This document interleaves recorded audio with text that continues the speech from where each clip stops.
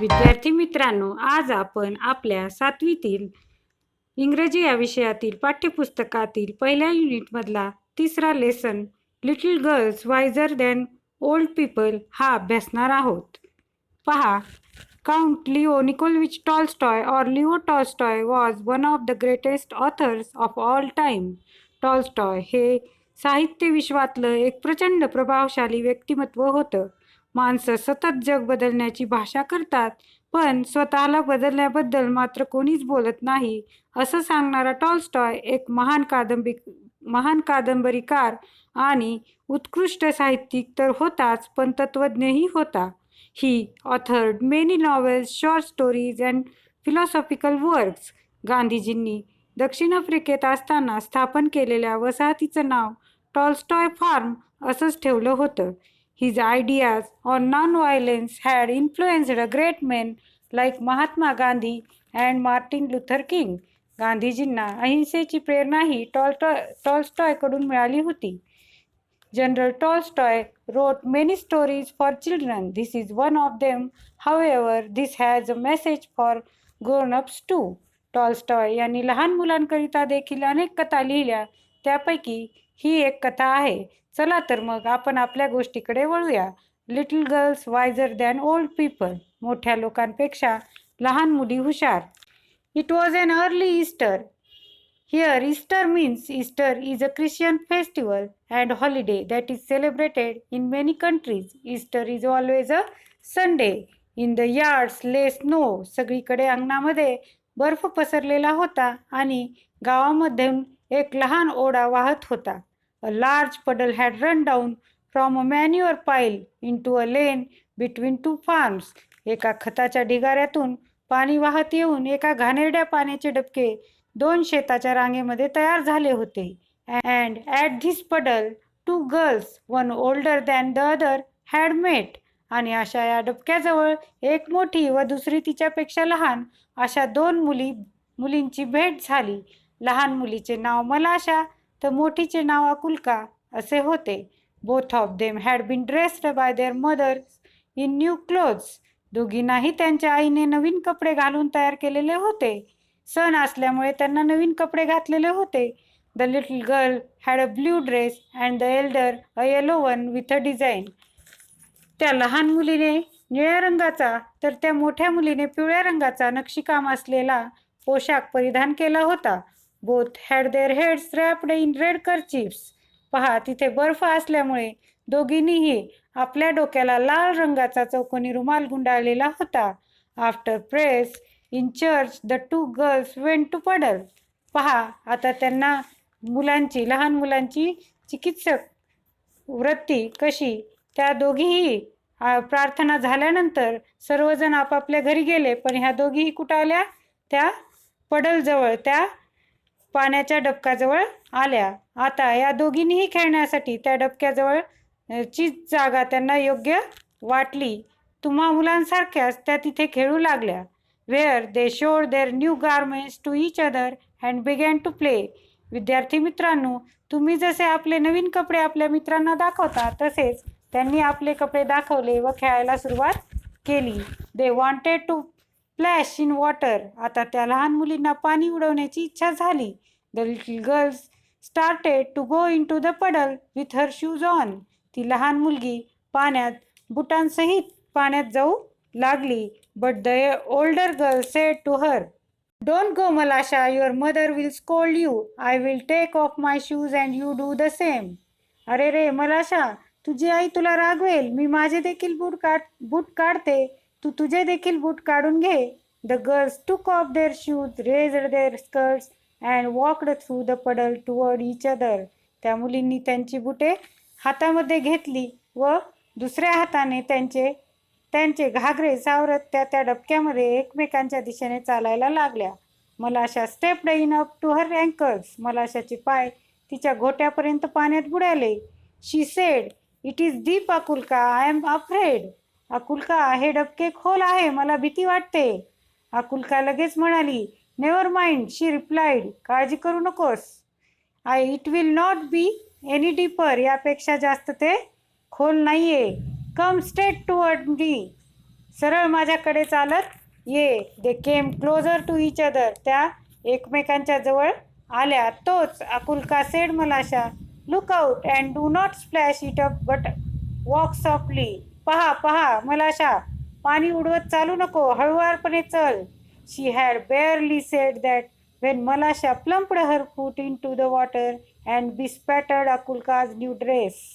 ती असे बोलणारच तोच मलाशाने धपकन आपला पाय पाण्यामध्ये टाकला व आकुलकाच्या नवीन कपड्यावर शिंतोडे उडवले. Not only her dress but also her nose and eyes. तिच्या फक्त कपड्यांवरच नाही तर तिच्या नाकावर व डोळ्यावरही शिंतोडे उडवले. When Akulka saw the spots on her dress she grew angry at मलाशा. जेव्हा आकुलकाने हे डाग आपल्या नवीन कपड्यावर पाहिले तेव्हा ती फार रागवली. And scolded her and ran after her and wanted to strike her. ती फार रागवली आणि तिला मारण्यासाठी तिचा पाठलाग करू लागली. Malasha was frightened seeing what trouble she had caused, jumped out of the puddle and ran home. आता मलाशा घाबरली आणि आपल्याकडून काय संकट निर्माण झाले आहे हे तिच्या लक्षात आले व तिने पटकन त्या डबक्यातून बाहेर उडी टाकली व घराच्या दिशेने धाव घेतली. Akulka's mother pass by. She saw her daughter's dress be spattered and soiled. आकुलकाची आई तेथून जात होती. तिने आपल्या मुलीचा शिंतोडे उडालेला व मातीने माखलेला पोशाख पाहिला. Where accursed one did you get yourself so dirty. मूर्ख मुली, कोठे चाललीस तू? तुझे कपडे घाण कसे केलेस? Malasha has purposely splash it on me. मलाशाने मुद्दाम माझ्या अंगावर शिंतोडे उडवले. आता आकुलकाच्या आईने grasped Malasha and gave her a knock on the nape of her neck. आकुलकाच्या आईने मलाशाचे मानगूट पकडले. Malasha began to howl. मलाशाने किंचाळायला सुरुवात केली. Her mother ran out of house. तिची आई लगेच तिचा आवाज ऐकून घराच्या बाहेर आली. Why do you strike my daughter. She began to scold her neighbour. तू माझ्या मुलीला कशामुळे मारतेस म्हणून तिने तिच्या शेजारीणीला रागवायला सुरुवात केली. One word brought back another. शब्दाने शब्द वाढत गेला. The women began to quarrel. आणि भांडण सुरू झाले. The men too ran out. A big crowd gathered in the street. सुट्टी असल्यामुळे घरातले माणसं सुद्धा बाहेर आली व एक मोठा जमाव रस्त्यावर जमला. All were crying and nobody could hear his neighbour. सर्वजण मोठमोठ्याने बोलत होते व कोणालाच कोणाचा आपल्या शेजाऱ्याचे बोलणे कळत नव्हते. They scolded and cursed each other. ते एकमेकांना रागवू लागले व अपशब्द बोलू लागले. One man gave another man a push and a fight had begun. एक जण दुसऱ्याला ढकलू लागला व भांडण सुरू झाले. आकुलकाज ग्रँडमदर केम आऊट. आकुलकाची आजी बाहेर आली. She stepped in the midst of the peasants and began to talk to them.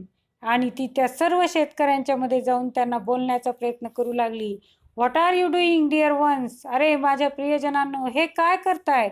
Consider the holiday. सुट्टीचा विचार करा. This is a time for rejoicing. हा आनंद साजरा करण्याचा काळ आहे. See what sin you are doing. पहा तुमच्या हातून हे काय पाप घडते.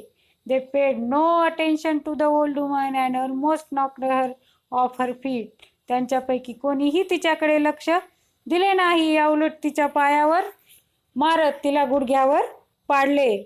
शी would never have stopped them if it had not been for Akulka and Malasha. हा वाद जर आकुलका आणि मलाशा यांच्याबद्दल नसता तर तिने त्यांना कधीही अडवले नसते. While the woman exchanged words Akulka wiped off her dress and went back to the puddle in the lane.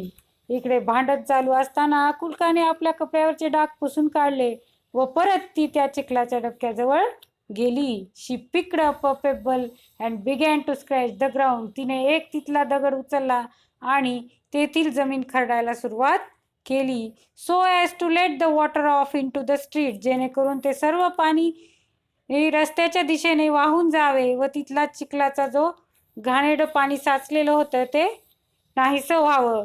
While she was scratching Malasha came up and began to help her. जेव्हा ती हे करत होती तेव्हा मलाशाला देखील तिथे आली आणि तिने तिला मदत करायला सुरुवात केली. She picked up a chip and widened the rill. तिने देखील एक तिथली चापट असा दगड घेतला व त्या झऱ्याला मोठं करायला सुरुवात केली. The peasants had begun to fight just as the water went down the rill toward the place where the old woman was trying to separate the men. The girls ran one from other and the other from other side of the rill, the other from the other side of the rill. Look out, Malasha, look out, shouted Akulka. Malasha wanted to say something herself but could not speak for laughter. The girls were running and laughing at a chip which was bobbing up and down the rill. They ran straight in the crowd of the peasants. The old woman saw them and said to the peasants.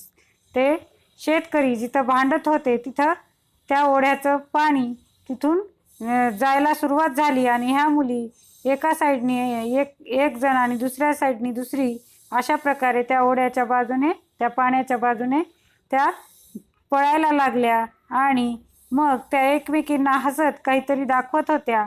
मलाशा काकुलकाला काहीतरी सांगण्याचा प्रयत्न करत होती पण तिला इतकं हसू आलं की ती ते सांगू शकली नाही आणि दोघीही ती जी चकती होती चकतीकडे ती चकती त्या पाण्यावर तरंगत होती आणि त्याला पाहत त्या हसत पुढे निघाल्या होत्या.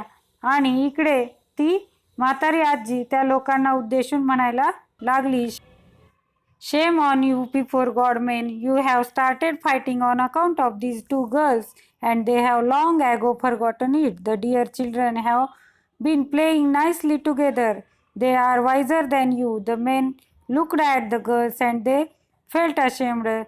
Then they laughed at themselves and scattered to their farms. आणि अशा प्रकारे त्यांनी एकमेकांकडे पाहिलं आणि ते हसतच त्यांच्या शेतामध्ये निघून गेले. इकडे त्या लहान मुली आपलं भांडण विसरून केव्हाच खेळत होत्या आणि त्याच आजीला असं वाटलं की मोठ्या लोकांपेक्षा त्या अधिक शहाण्या आहेत.